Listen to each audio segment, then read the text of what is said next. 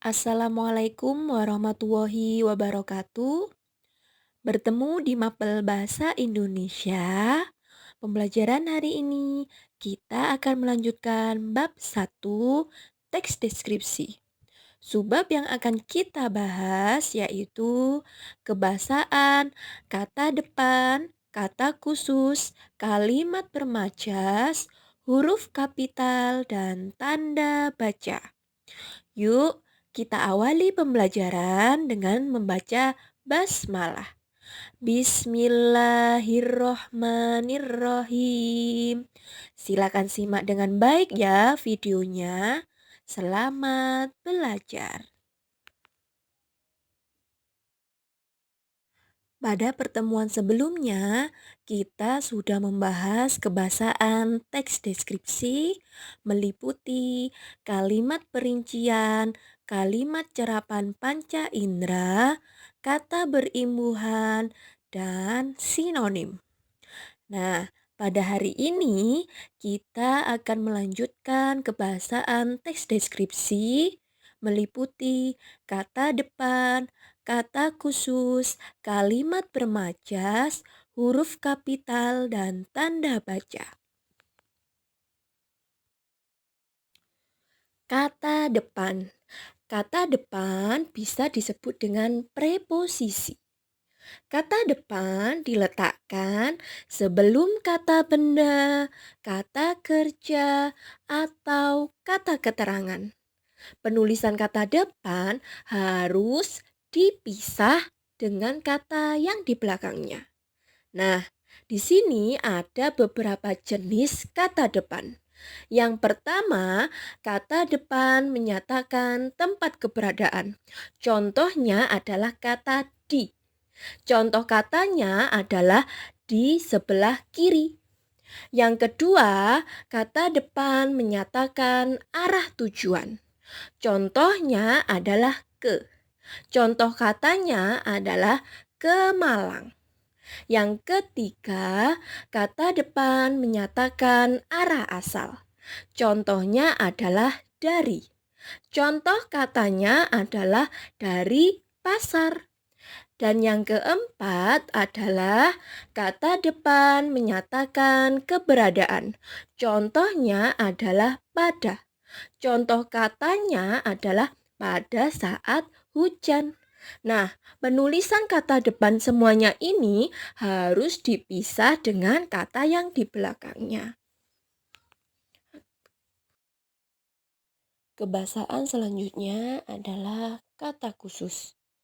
Kata umum adalah kata yang luas ruang lingkupnya dan dapat mencakup banyak hal. Kata-kata yang termasuk dalam kata umum disebut dengan hipernim. Kata khusus adalah kata yang ruang lingkupnya dan cakupan maknanya lebih sempit. Kata umum dan kata khusus sebenarnya sinonim, tetapi dengan makna yang lebih khusus. Kata khusus merupakan sinonim kata umum, tetapi dengan tambahan makna atau lebih formal.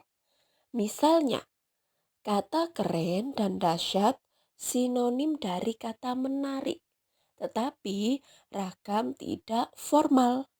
Contoh yang lainnya adalah kata umum ada kata pengunjung, sedangkan kata khususnya adalah wisatawan.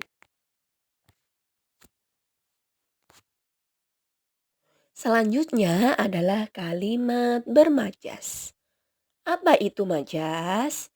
Majas adalah bahasa berkias yang dapat meningkatkan atau menghidupkan efek dan menimbulkan konotasi atau arti kiasan tertentu. Penggunaan majas dalam teks deskripsi bertujuan untuk menimbulkan efek yang lebih bagi pembaca, sehingga pembaca dapat merasakan lebih wah atau lebih hebat. Nah, jenis-jenis majas yang digunakan pada teks deskripsi ada 4 macam. Yang pertama, Majas personifikasi. Majas personifikasi adalah majas yang menganggap benda mati dapat berbuat seperti manusia. Contohnya, daun menari karena hembusan angin.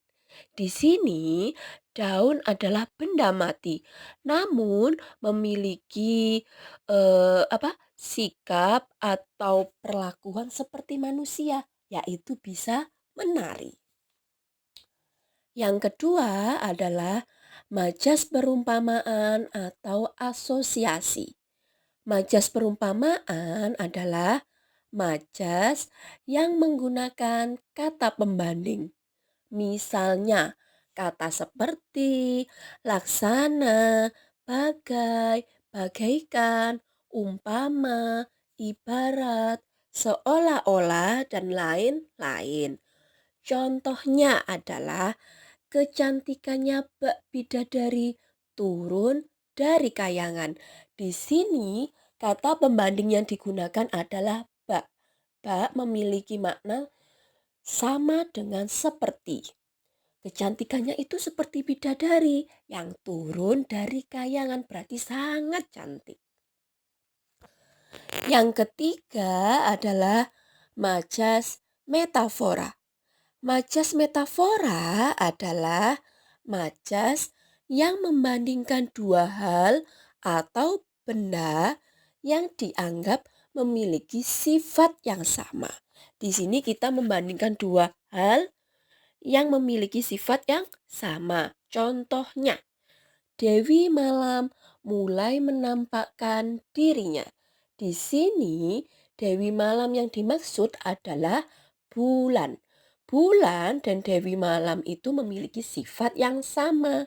Jadi di sini dua hal tersebut dibandingkan karena memiliki sifat yang sama. Yang keempat adalah majas hiperbola. Majas hiperbola adalah majas yang melebih-lebihkan suatu hal dengan maksud memperhebat dan meningkatkan kesan yang ada sebenarnya. Contohnya, bangunan ini berdiri kokoh dan mencakar langit. Di sini, kata mencakar langit adalah melebih-lebihkan sesuatu agar terlihat sangat hebat. Bangunannya kan sudah kokoh, ditambah lagi mencakar langit seperti itu. Kaidah kebahasaan selanjutnya adalah penggunaan huruf kapital. Huruf kapital ditulis menggunakan huruf besar. Ada beberapa jenis penggunaan huruf kapital. Yang pertama, huruf kapital dipakai sebagai huruf awal kalimat. Contohnya, adik sedang tidur. Di situ awal kalimat adalah kata adik. Dengan huruf awal adalah kata a. Nomor 2, huruf kapital dipakai sebagai huruf pertama unsur nama orang.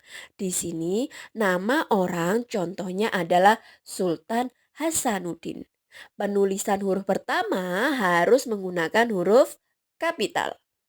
Yang ketiga, huruf kapital dipakai sebagai huruf pertama nama bangsa, suku bangsa, dan bahasa. Contohnya, bangsa Indonesia, suku Jawa. Nah, penulisan nama bangsa atau suku ini harus menggunakan huruf kapital. Yang keempat, huruf kapital dipakai sebagai huruf pertama nama tahun, bulan, hari, dan hari besar.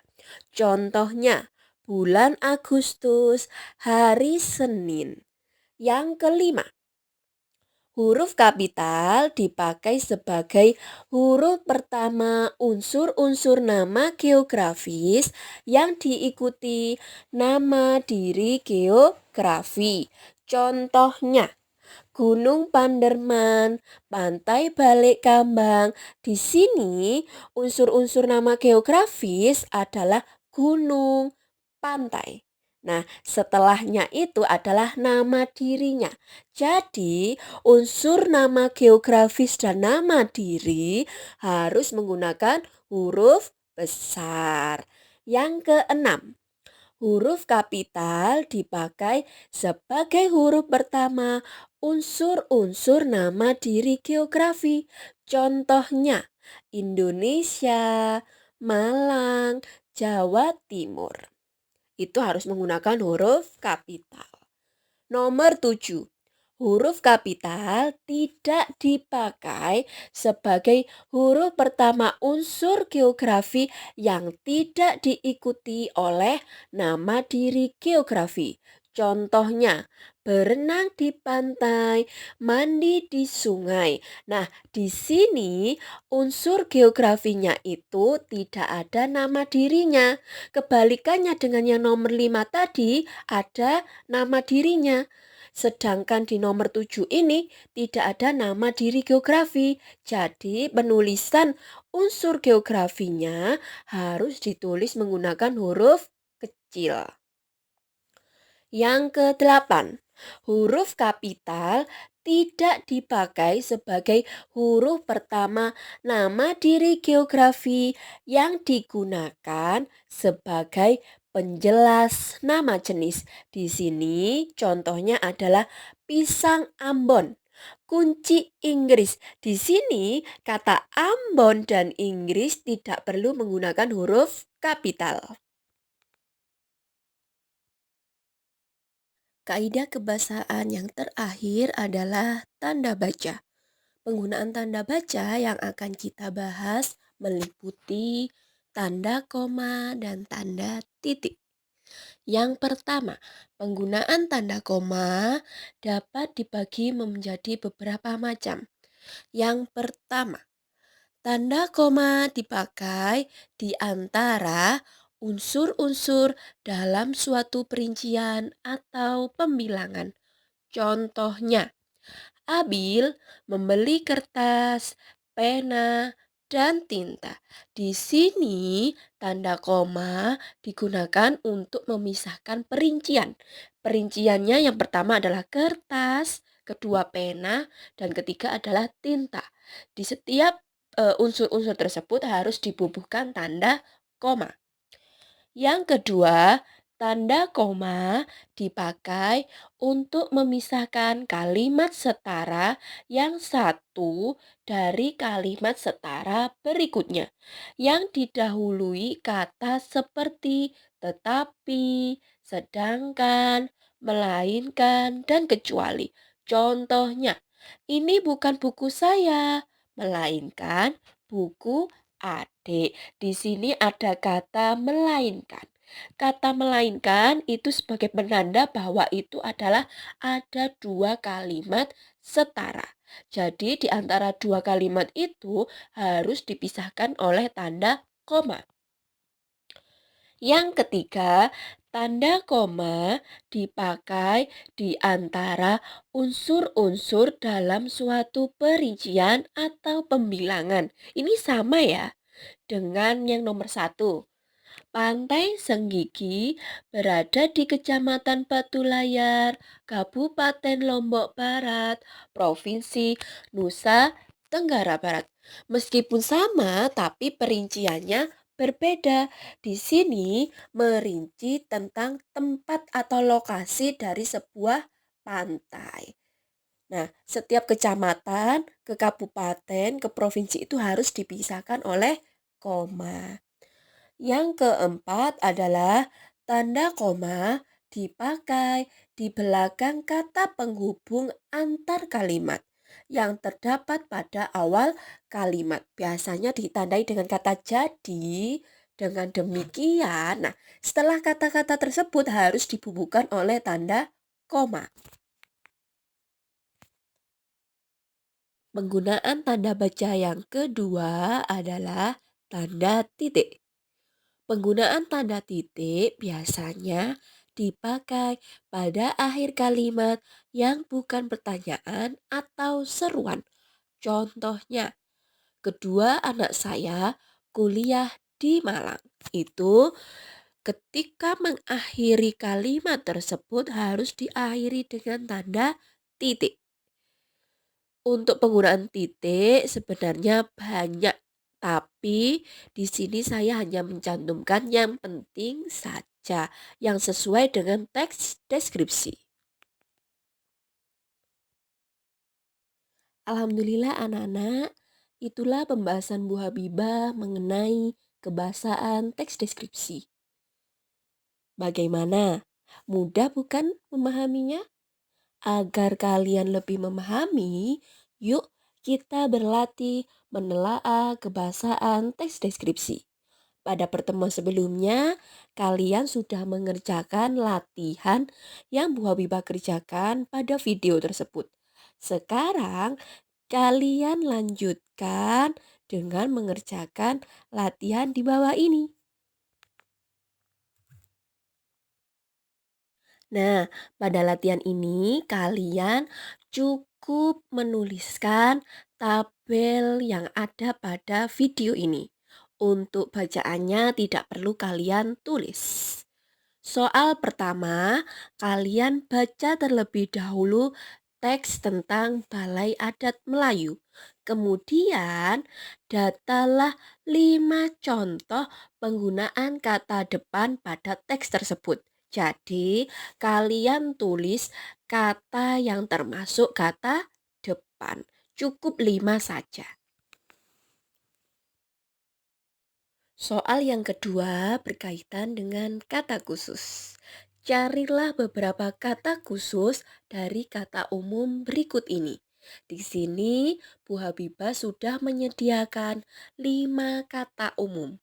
Tugas kalian adalah mencari kata khusus dari kata-kata umum tersebut. Untuk kata khususnya tidak hanya satu ya, boleh lebih.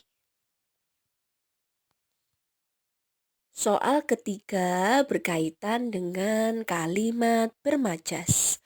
Bacalah kalimat-kalimat berikut, kemudian tentukan jenis majas yang digunakan. Di sini Bu Habibah menyediakan 5 kalimat. Kalian tentukan kalimat tersebut termasuk jenis majas yang mana?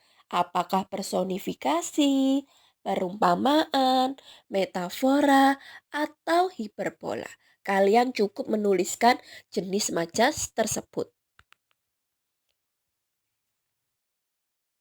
Soal yang terakhir berkaitan dengan penggunaan huruf kapital dan tanda baca.